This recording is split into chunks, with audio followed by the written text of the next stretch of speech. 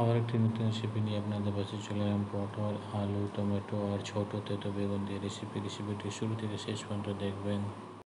দিচ্ছি সয়াবিন, দিচ্ছি ছোট তেতো বেগুন, ভেজে নিতে হবে তেলে, সামান্য লবণ। ছোট তেতো বেগুন ভাজা হয়ে গেছে, গরম হয়ে গেছে, দিচ্ছি পেঁয়াজ কুচি, লাল হয়ে গেছে, দিচ্ছি আদা রসুন বাটা, ভালো করে আদা রসুন বাটাটা ভাজবেন। রসুন লাল হয়ে গেছে, দিচ্ছি মশলা, হলুদ গুঁড়ো 1 চামচ, লঙ্কা গুঁড়ো 1 চামচ, জিরা গুঁড়ো 1 চামচ, ধনে গুঁড়ো 1 চামচ, লবণ 1 চামচ। মশলা ভালো করে কষে নিতে হবে।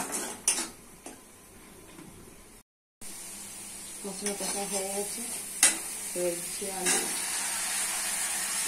মশলা ভালো করে কষে নিতে হবে।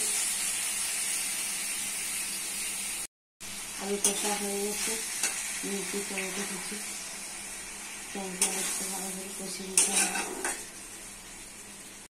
টমেটো আলু কষা হয়ে গেছে, নিচ্ছি পটল, পটল দিয়ে ভালো করে কষে রান্না করে নিতে হবে। পটল আলু টমেটো কষা হয়ে গেছে, নিচ্ছি ছোট্ট তেতো বেগুন, ভালো করে কষে নিতে হবে। কষা হয়ে গেছে, দিয়ে দিচ্ছি জল, দিচ্ছি ভাজা জিরে গুঁড়ো,